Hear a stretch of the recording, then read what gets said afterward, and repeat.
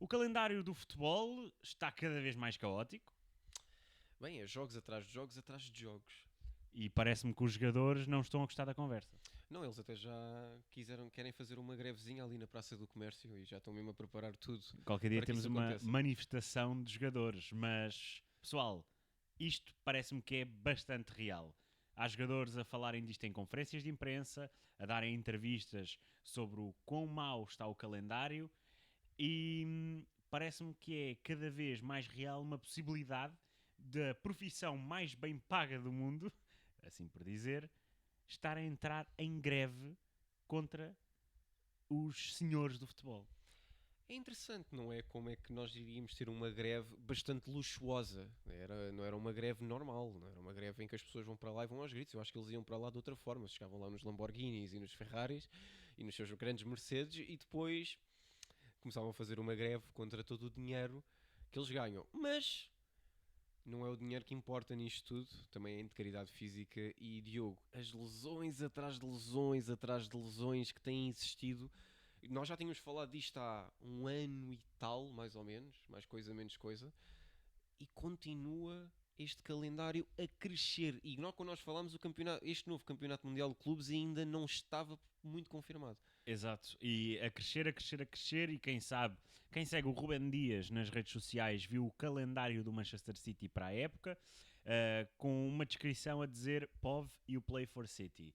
E existe tão poucos dias de descanso que é absolutamente surreal como um corpo humano consegue aguentar este nível extremo de atividade física. É quase um estudante universitário ir a recursos. É um Exato, nível de stress parecido. é como um estudante universitário ir fazer tudo a recurso. O curso acho no recurso, não é? Exato. Mas isto, obviamente, para quem vê de fora e pensa que no futebol os jogadores recebem milhões para dar uns chutes na bola, temos que lembrar que o futebol também é uma profissão que impede que estas pessoas, estes seres humanos, tenham uma vida relativamente normal. Estão muito mais tempo fora de casa, em estágio, longe da família, da mulher, dos filhos. Um futebolista é um potencial pai ausente. E não são poucos os casos em que nós vemos casamentos a falharem de jogadores de futebol e não só por razões extra mas também muitas vezes por razões, pelo facto destes seres humanos, estes senhores, e agora as senhoras, que vão cada vez também tendo mais jogos e jogos e jogos, não conseguirem ter uma relação estável, pois estão constantemente fora de casa. E também não é só isso, porque se nós formos olhar para todo o calendário que tem e os jogos todos que têm que estar fora, os estágios, deslocações para a Liga dos Campeões, deslocações para jogos fora da sua equipa, também temos vários jogadores que durante as suas férias continuam a treinar, vão melhorar, querem continuar a crescer dentro do futebol, porque se existe a altura mais competitiva que hoje em dia, a nível de qualidade dos jogadores em todas as posições, eu acho que não. Eu acho que é mesmo uma época, uma altura em que nós entrarmos que pode já não haver o Cristiano Ronaldo e o Messi no seu topo, mas temos mais jogadores jovens a um grande, grande nível. Portanto, todos querem puxar-se para cima. Só que existe aqui um grande problema. Ou também fazer esse esforço físico numa altura em que deveria ser descanso, depois pode entrar logo uma nova época com lesões. E um desses casos foi Rodri, que entrou logo a época com uma lesão que vai parar praticamente este ano. Vai acabar a época para Rodri. Rodri teve uma ligação, teve uma lesão nos ligamentos e também um pouco do menisco, portanto teve uma lesão muito semelhante àquela que eu já tive no menisco e no ligamento cruzado anterior. O Rodri tinha acabado de falar nesta possibilidade de greve. Obviamente este jogador que tem sido falado para ser dos melhores jogadores do mundo depois de ter feito um grande campeonato da Europa e duas grandes épocas de luxo pela equipa do Manchester City, acaba a ter este azar que vem numa altura bastante crítica para a temporada do City, pois não teve um bom início da época. O Rodri é uma peça fundamental e também não tem estado contente com este calendário da equipa do Manchester City. Não só da equipa do Manchester City, mas também dos sucessivos jogos internacionais que existem e que já há muitos adeptos de futebol pedem para que exista uma reformulação no calendário internacional. E em si nós também temos de ter muito isto em conta. Já não é só o clube que tem uma exigência enorme dos jogadores jogarem. Já não é só a seleção que tem essa exigência enorme, também a forma como toda a preparação do jogador influencia o seu desempenho. Portanto, se um jogador não conseguir treinar sempre, não conseguir desenvolver mais capacidades, não conseguir evoluir, também vai ser difícil, porque nós podemos olhar para um jogo, podemos olhar para o calendário e ficamos, porra, são mesmo muitos jogos, é mesmo muito difícil para o jogador fazer isso tudo. Mas o trabalho também fora é um trabalho muito importante. E nós tivemos uma lesão do Arsenal, que o Arsenal tem sempre esta coisa de todas as suas novas contratações têm que se lesionar, é inacreditável. Que foi Mikel Merino, contratado à Real Sociedade este ano, que lesionou-se num treino. Portanto, temos tantas lesões, não foi tão grave como todas estas, mas no entanto é interessante como é que o treino também pode influenciar para lesões ou para o agravamento tal. Não estou a dizer que o treino tem que ser posto de parte, não, o treino faz parte até para criar a química, para criar a entreajuda dos jogadores, desenvolver as suas capacidades. No entanto, existem muitas outras coisas que têm mesmo que praticamente desaparecer. Uma delas, o Diogo já falou, e o Diogo é um fervoroso adepto contra as paragens das seleções. Sim, a Quando não paragem fazem da sentido. seleção tem que ser alterada. Não pode haver paragens de seleções nos primeiros 3 meses de competição. Os jogadores, para além de terem um início de época já bastante congestionado, há equipas que fazem playoffs de competições europeias, há equipas que têm a questão de supertaças e depois começa-se logo a ter jogos de taças nessa altura.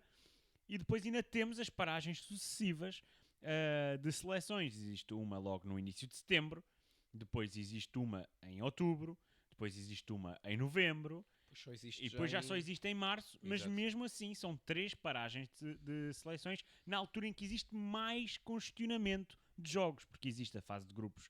Neste caso agora a fase da Liga dos Campeões, Liga Europa e Conference League. Existe os jogos de playoffs, das equipas que têm que jogar. Existem as primeiras eliminatórias das taças, seja ela de Portugal, Taça da Liga ou whatever, não interessa. Existem as eliminatórias da taça. E nos outros campeonatos também existem essas taças.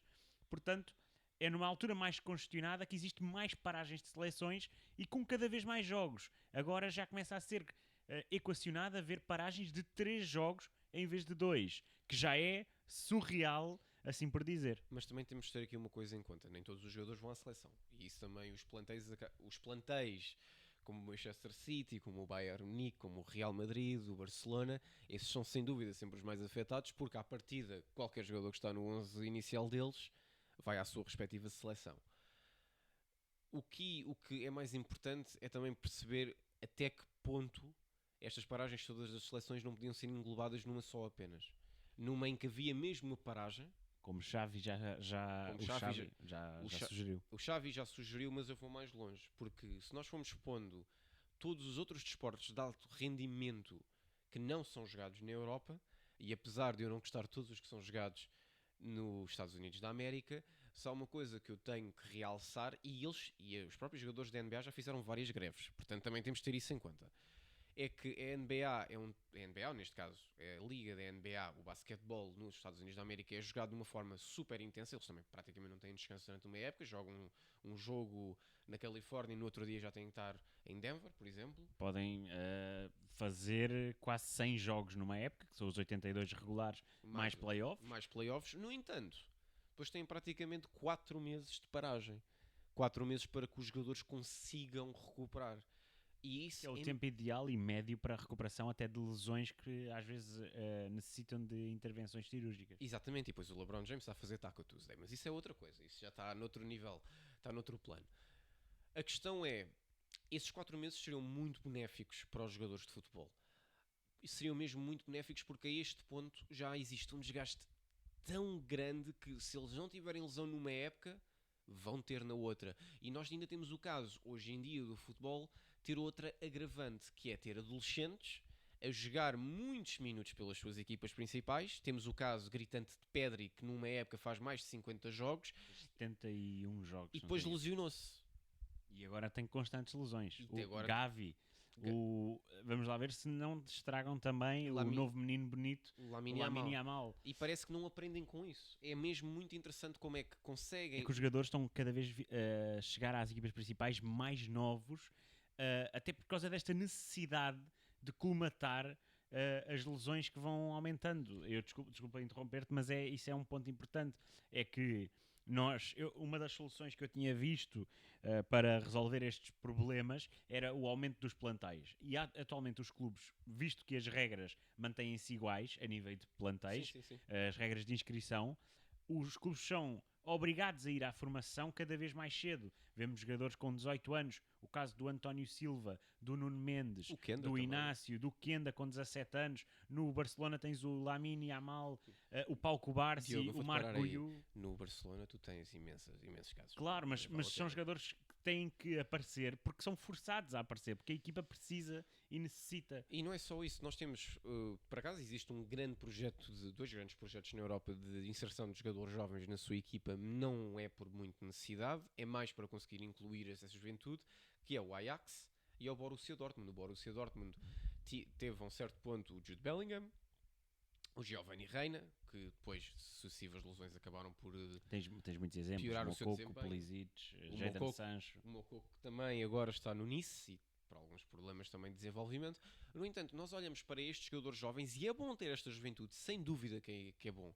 No entanto, até que ponto utilizar estes jogadores de forma tão excessiva e não olhar para o crescimento deles, quando eu falo de crescimento é mesmo o crescimento corporal, o quão é que isso depois, a nível de longevidade, o que é que vai fazer esses jogadores? Nós olhamos também para o caso de Renato Sanches, um jogador que teve um grande desempenho no Benfica e por Portugal no Euro 2016, assim que vai para o Bayern Munique, a sua carreira começa a decrescer e a descer depois do seu nível e o grande nível físico exigido, que agora ele dá um toque na bola e lesiona-se. Sim, o Renato E o é um problema, também, um problema óbvio de problemas de lesões, mas nós podemos olhar também para o caso do Benfica e ver como é que as lesões têm sido recorrentes neste início da época. Por exemplo, o Benfica chegou a ter 8 jogadores de fora.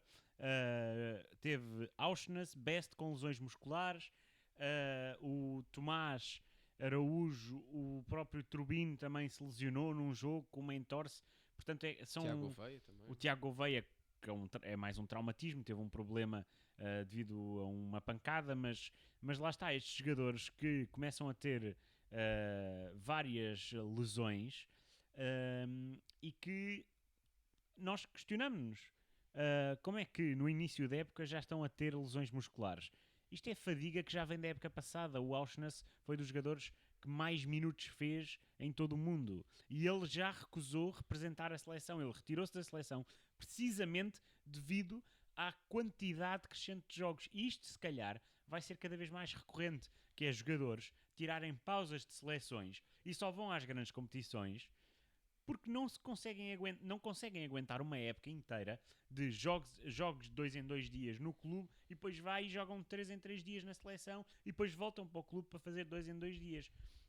Se existisse uma redução, mantendo o número de jogos, uma redução de paragens de seleções, dava para espaçar um bocadinho mais os jogos das equipas de futebol clubes e haver mais tempo de recuperação, e era o suficiente, se calhar, para evitar muitas lesões de fadiga.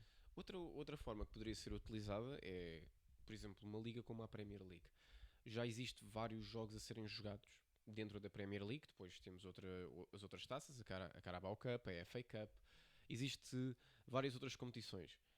Outro modelo seria só jogar apenas uma jornada. Um jogo por cada equipa. Poderia não ser o melhor, mas também que a subida dos calendários acaba por ser quase impossível gerir isso. Isso não me parece que seja uma ideia sequer viável, porque não é viável porque os clubes ficariam sempre, isto estaria sujeito a sorteio e depois podias de calhar o azar de jogar todos os jogos fora contra os teus rivais diretos. Exato, portanto, isso não parece que fosse viável num campeonato. O que é viável para mim e que faz todo o sentido é a extinção de algumas taças, como por exemplo as taças da Liga. Em Portugal, a Taça da Liga foi criada para manter um certo nível de competitividade devido à redução do tamanho do campeonato. que na altura passou de 18 para 16 equipas, passou de 34 jogos para 30. E a Taça da Liga garantia mais 4 jogos, que permanecia um certo nível de competitividade para as equipas. Portanto, isto era, à partida, um garante de nenhuma perda de competitividade. Portanto, as equipas portuguesas não iriam ter tantas dificuldades na Europa, porque os outros campeonatos tinham mais jogos. Mas isto, se calhar, já era uma ideia, era reduzir o campeonato. Em Portugal, de 18 para 16, voltávamos a ter 30 jornadas. Se calhar lá fora também seria uma ideia para outros campeonatos, reduzir de 20 para 18 ou de 18 para 16. Claro que havia equipas que ficavam prejudicadas porque teriam que descer de divisão, mas a realidade é que é cada vez mais claro que os calendários estão demasiado congestionados. A saída da Taça da Liga, ou até mesmo das Supertaças, que é mais um jogo no início da época, que se calhar também não faz assim muito sentido, era uma ideia para a redução dos calendários destas equipas. Eu acho que isto tem sim uma faca de dois gumes a nível das competições, porque em Portugal não faz sentido ter uma Taça da Liga, visto que a Taça da Liga a única coisa que dá é um troféu. Em outros países... E dá mais dinheiro. Tá a Taça bem, de Portugal, ok, por exemplo. mas não estou a falar na questão monetária, estou a falar na questão mesmo desportiva. Por exemplo, noutras taças da Liga, aquilo que dá é uma vaga para uma competição europeia, que faz com que os clubes mais pequenos, ou os clubes que já têm praticamente a temporada acabada, que sabem que não vão a lado nenhum, vão conseguir ter ali uma grande oportunidade para conseguir ir mais longe. E nós vemos isso acontecer sucessivamente em Inglaterra. A Inglaterra é incrível como ganhar a Carabao Cup acaba por às vezes salvar a temporada a uma equipa que não teve um desempenho tão bom durante a época, como Chelsea, como Manchester United, até como Everton, outras equipas que poderão ter ali uma oportunidade de conseguir manter o seu estatuto para a próxima temporada. O que é que aqui depois vai dar na Taça da Liga Portuguesa? Ganhas mais dinheiro? Verdade. Tens melhores patrocínios? Sem dúvida. Uma melhor estratégia de marketing? Muito melhor do que a Taça de Portugal e mete ela a um canto. Será que dá aquela motivação extra aos clubes para quererem conquistá-la? Não. Não existe isso. Apenas existe para clubes mais pequenos, como já aconteceu, a possibilidade de ganhar um troféu. A possibilidade de ganhar um troféu. E nesse sentido faz todo o sentido. Tens o caso do Estoril que foi à final, tens o caso do Moreirense que ganhou, Vitória de Setúbal. Exatamente. Só que o que é que isso depois vai dar a essas equipas que poderiam também ter tido uma vaga para uma competição europeia? Não vai dar absolutamente nada. Não vai dar absolutamente nada. Nada, porque hoje em dia, até que a criação da Conference League poderia ser dada a vaga da Liga Europa ao vencedor da Taça de Portugal, que mesmo que não fosse... Que já é. E a vaga da Conference League ser dada ao vencedor da Taça da Liga. Dava uma motivação extra dos clubes quererem conquistar um troféu. Porque até já ter sido mudado completamente o estatuto da Taça da Liga também já faz com que essa possível ideia já seja uma miragem, porque hoje em dia não faz sentido absolutamente algum ter uma Taça da Liga dentro dos moldes que tem. A minha ideia seria uma ideia um pouco mais controversa, mais ortodoxa, seria eliminar o top 5 e pôr as outras equipas todas a jogar, ou mesmo fazer com que a Taça da Liga mudasse praticamente da Primeira Liga para ser uma competição entre a Liga 2 e a Liga 3, porque a Liga 3 no meio disto tudo nem existe para a Taça da Liga. É assim, para mim a Taça da Liga, pelo menos em Portugal, não faz sentido. Já não faz. E são mais jogos para as equipas que ainda por cima estão na Europa, que se calhar era um tempo de descanso útil para poder usar. E lá fora também não vejo muita necessidade da existência de uma Carabao Cup, por exemplo, em Inglaterra. Não existe. Os clubes não levam essa taça assim muito a sério. Aliás, o Liverpool normalmente joga com o Sub-23. Pois, lá está. Não existe necessidade de manter as taças da Liga. E era uma redução, se calhar, de 3, 4 jogos. Se calhar não. Na realidade, iria modificar um bocado o calendário para poder descansar certos jogadores. Outra coisa, se calhar, se quiserem manter, era modificar as regras de inscrição e obrigar a equipa a jogar com jogadores, seja da equipa B, seja do Sub-19, e introduzi-los ao futebol profissional através da Taça da Liga. Era uma ideia e que fazia descansar os jogadores do plantel principal. Isso praticamente era fazer a Liga Revelação, entre aspas. Era fazer Mas algo era, mais dentro mas era desses no moldes. futebol profissional. Sim, mas Era no futebol profissional. era seguir um pouco esse Teria modelo. imaginar que nos 19 convocados, ou mais, ou 22 convocados, pelo menos 6, 7 jogadores tinham que ser jogadores que não, com uma percentagem de minutos abaixo dos 20%, imagina. A outra ideia possível seria mesmo obrigar as equipas a utilizar os jogadores menos utilizados. Por exemplo, Sim. os menos que somaram minutos até àquela dada competição, para que eles consigam ter o plano e o foco. Porque nós também temos este problema, não tanto dentro do Manchester City, porque o Pep Guardiola tem tendência a rodar muito o seu plantel, e por acaso é dos treinadores que mais tem rotatividade de plantel. Sim, Também sim. quem não teria com o luxo de plantel que ele tem. Mas nós já tivemos no Benfica o Roger Schmidt, que não redava o plantel, e o Benfica, eu não vou comparar a ser o Manchester City de Portugal na altura, mas a nível de diversidade de plantel e profundidade de plantel, era um clube que poderia trocar os jogadores e pôr os outros no mais banco facilidade. com muito mais exatamente. facilidade contra equipas mais pequenas, não contra equipas grandes. E o que é que nós vemos? Não vemos isso a acontecer. E isso é mesmo muito mau. Nós, no nosso campeonato, e vamos falar do Benfica, falamos do Sporting e falamos do Porto. São 3 equipas completamente distintas, com 3 plantéis completamente diferentes. O Porto e o Benfica têm mais profundidade de plantel para as suas posições do que propriamente o Sporting. O Sporting tem o Gyökeres, que é um Mas o Sporting já tem um plantel muito mais bem composto. Embora esta temporada. considero que se calhar a nível de profundidade ainda não está o ideal, Não. mas o Sporting, aliás, eu considero que o plantel do Sporting é superior ao plantel do Porto. O Sim, Porto não, até teve muitos problemas de inscrição e acabou por ter algumas dificuldades na construção de plantel este ano. Mas eu acho que há competições a mais, e as supertaças e as taças da Liga são competições a mais. A supertaça é só um jogo, ok, se calhar já não faz assim muito não faz muito sentido, não é mesmo? não existe assim muita razão para tirar, mas as taças da Liga em todos os campeonatos são taças que existem a mais, e em Itália, por exemplo, não existe taça da Liga. Por exemplo, eu até vou dizer... e não me parece que faça assim muita falta. Outra coisa, Lídio, o Rodri não está sozinho nessa fala de greve. Não está. É que Koundé e Bernardo Silva já se juntaram a esta causa, e o próprio treinador do Rodri, o Pep Guardiola, disse que isso era possivelmente uma via a seguir para os jogadores de futebol conseguirem reduzir o seu calendário. Só ia tocar aqui num ponto anterior, a nível do Porto. O Porto é uma equipa que sim, teve mais problemas de inscrições, no entanto conseguiu buscar mais jogadores do que propriamente o Sporting nesse sentido.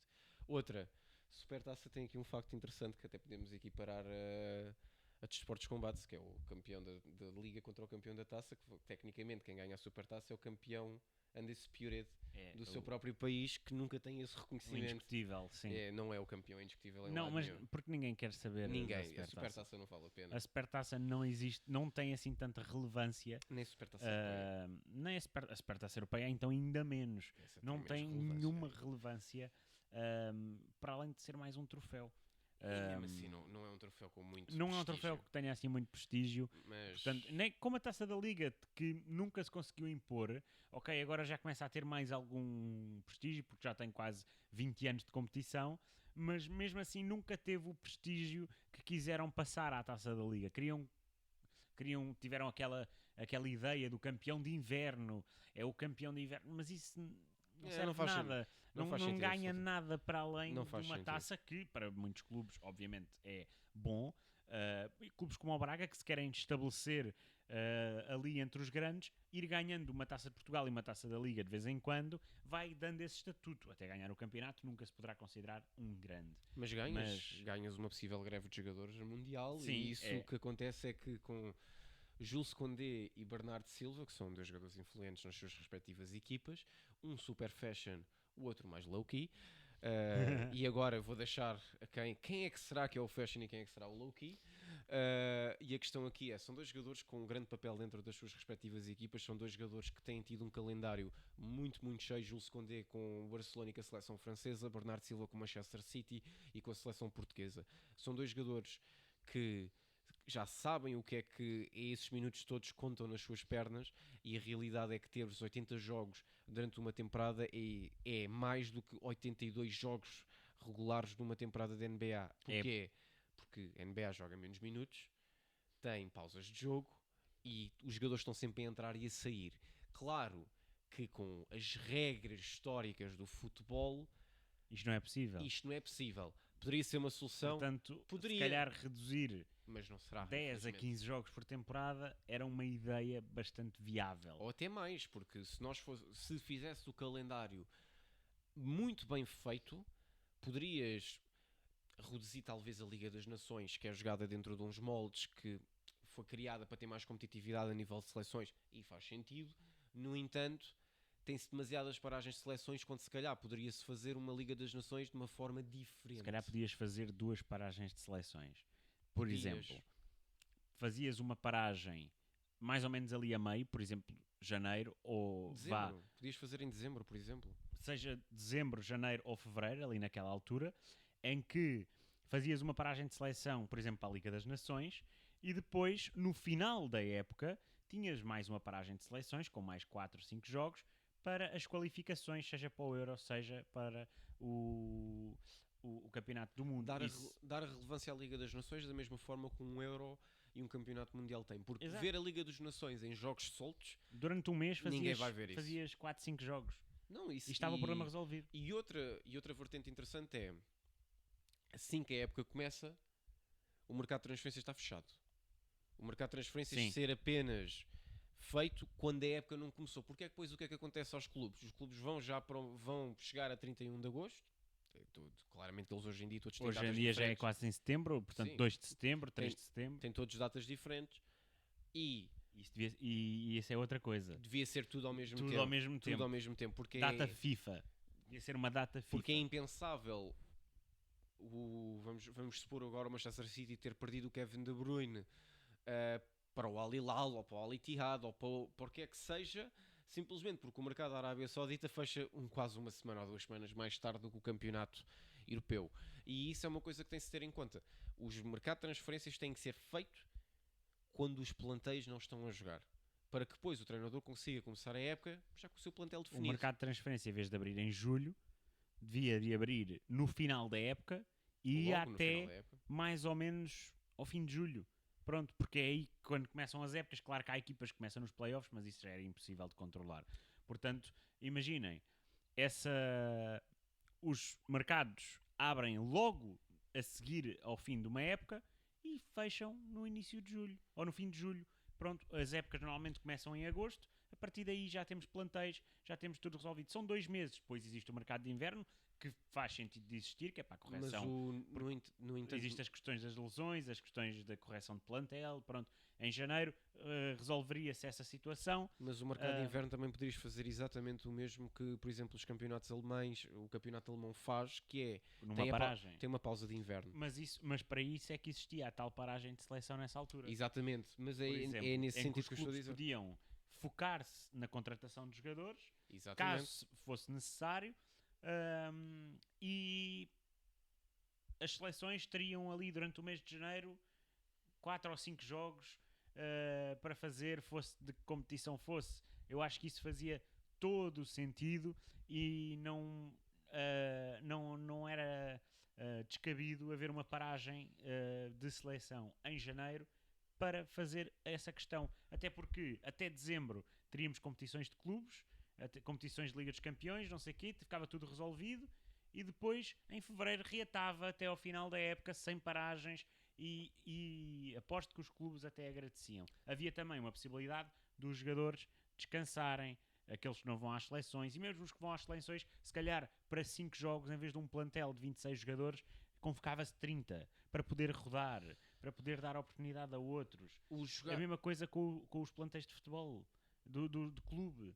Em vez de ser plantéis com a obrigação de ter 25 jogadores, mais jogadores de formação, 30 jogadores. 40 jogadores, não importa. 40, se calhar já é demasiado, mas Aqui- 30 jogadores ou 27, 28 jogadores, mais os jogadores de formação, que é para dar oportunidade aos clubes de poder rodar mais, de poder ter mais possibilidades. Mas existem várias outras soluções que até podemos implementar e nós só saímos daqui a 3 ou 4 semanas. Mas em si é muito interessante ver como é que existem tantas soluções que podem ser impostas, só que não são impostas por um motivo. Que quanto mais jogos houver, Dinheiro. mais dinheiro existe. E chegamos aqui àquela crítica que é: os jogadores estão dispostos a ter um pay cut para jogar menos jogos? Seria muito interessante, não é? Mas ao mesmo tempo, até que ponto é que ter um pay cut para jogar menos jogos seria assim tão significativo, porque os patrocinadores iam continuar a pagar. Exato. E nós temos de ter isso em conta. Eu acho que é muito interessante agora os clubes dizerem, ou existir essa solução de que os jogadores tinham que ter um salário diminuído àquilo que já têm, e por um lado, uma pessoa normal pode olhar e dizer assim, que aquilo que eles ganham muito mais do que ganha um médico, ganham muito mais do que ganha uma pessoa que Não fazia muita bombeiro. diferença, em vez de receber 20 milhões por época, receber 15 milhões para jogar menos 10 jogos. Eu aposto que os esses jogadores 5 aceitavam isso. ou esses 5 milhões em falta de um contrato poderia ser alcançado com bónus ou objetivos, ou poderia haver outra possibilidade de conseguir chegar a esse nível monetário de outra forma, porque vamos ser sinceros, a maior parte dos grandes clubes têm mais do que dinheiro para pagar aos seus jogadores. Sim, E isso não poderiam fugir às suas obrigações contratuais por causa dessa necessidade. E vamos ver isto. Nós temos o caso da NBA. O caso da NBA, ano após ano, e tu sabes disso, nós os dois acompanhamos, tu passas de ter max contracts de 200 milhões, que já é uma absurdidade, para teres max contracts de quase 300. 350 milhões. Sim, a inflação, existe o annual, o cap salary. Que já não existe. A este ponto já não existe. Sim, salary a salary cap, exatamente. Estava a ver que estava qualquer coisa errada. Cap salary era qualquer coisa. Porque existe o cap room, que é o quanto dinheiro é que tens disponível para poder contratar. No salary cap, está sempre a aumentar por inflação. O salary cap no futebol também não era nada mal pensado para poder aumentar. Só que, lá está, é difícil porque é uma questão internacional, não é num só país.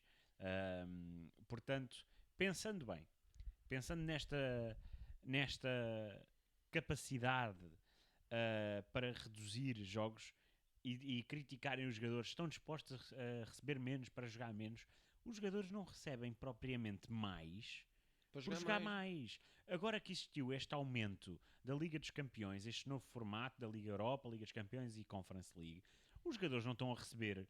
Aqueles que já tinham contratos de há 2 anos e que têm mais 3 anos de contrato, não existe lá nenhuma cláusula a dizer agora vais receber mais, ou vais receber mais não sei quantos milhões de euros, porque vamos jogar em princípio mais 2 a 4 jogos. E também temos de ter isto em conta. Um jogador de futebol recebe menos do que um jogador da NBA, da NFL e um jogador da MLB. Em média, sim. Em média recebe menos. Estamos a falar daqueles jogadores de equipas mais pequenas, porque existem equipas mais pequenas do que as equipas grandes. Não, eu estou a falar mesmo, a maior parte dos jogadores dentro dessas equipas, mesmo as mais pequenas, na NBA, MLB, sim, NFL, recebem mais. Os jogadores de equipas mais pequenas, por serem o franchise player... Por exemplo, um minimum contract player recebe à volta de 2 milhões de euros por ano. Que isso é o salary cap do jogador do Benfica, por exemplo. E o jogador do Porto. Acho que são os únicos 2 jogadores que estão equiparados ainda hoje em dia a esse tipo de dinheiro, mas também temos de ter em conta que não é, dentro dos Estados Unidos não é tanto o nível da popularidade, é mais o nível dos patrocinadores e o que é que eles conseguem retirar. Exato. É o Cristiano Ronaldo e é o... O Ronaldo não está equiparado, o Ronaldo supera por completo. É o Ronaldo e o Messi. Mas o Messi é diferente. Não, mas o Messi, o Ronaldo, o Neymar, na Arábia Saudita recebem valores muito superiores àquilo que são qualquer desportista mundial. O Ronaldo, se não estou em erro, recebe 200 milhões de euros por ano apenas em salário do Al Nassr. Não, e isso é uma... E o Neymar, não sei se não é 100 e tal milhões também por ano. E uma coisa que é muito interessante aqui neste sentido é... A Arábia Saudita veio demonstrar uma coisa aos jogadores, e toda a gente pode falar mal do campeonato saudita, toda a gente pode falar mal do mercado asiático, mas uma coisa é real. muitos jogadores jovens também estão aí para aqueles campeonatos porque começam-se a perceber de uma coisa. Os clubes em que eles jogam na Europa só vão os utilizar. E o que é que eles vão fazer? Pá, se é para eu desperdiçar o meu corpo todo e literalmente ficar sem quase nada, prefiro ir ganhar mais dinheiro e jogar menos. Não acho que a nível Sim. desportivo Não, seja não bom ganham para nada, eles, não ganham a nível mas desportivo, mas a nível bancário e a nível... fazem a sua vida. fazem a sua vida. Jogadores e de não se equipas pode- mais pequenas e que têm a hipótese de subir o salário dessa forma, fazem a sua vida. Eu não julgo. Eu literalmente... Eu julgo é jogadores de topo Ah, que saem para ir para lá e vêm com um discurso de se isto era um sonho. Não, meu amigo, tu já ganhavas bem. não, é um sonho ganhar mais. Tu já ganhavas sonho bem. ganhar mais. Não existe nenhuma desculpa no mundo para dizer vou mudar a vida à minha família. Como o Kevin De Bruyne falar de uma coisa dessas. Epá, o Kevin De Bruyne recebe 20 milhões de euros, mais de 20 milhões de euros por ano só do clube, fora patrocínio. Estamos a falar, se calhar, um jogador que está a amealhar mais de 30 milhões de euros por ano. O que é que chegares a 70 milhões de euros por ano vai fazer à tua família? Epá, Não vai fazer nada. Todos os efeitos vai fazer mais, não é? Mas Vai, para mas todo- não vai fazer nada. Imagina, Ao existe dinheiro que ele tem não faz nada. existe um estudo que a partir dos 14 mil euros por mês tu já não consegues comprar nada para satisfazer as tuas necessidades básicas, nem em nível de luxo, porque claro que obviamente se receberes 100 e tal mil euros por mês, se calhar podes equacionar um iate, mas a receber 14 mil euros por mês, tu podes equacionar alugar um iate. Imagina. Ou então vais mais longe e fazes algo sustentável, fazes um investimento de 3 ou 4 chatas, metes Ok, elas já, ao já mar, estamos a entrar. metes elas ao mar e à pesca. Já estamos a entrar noutro tipo de conversa. Stop.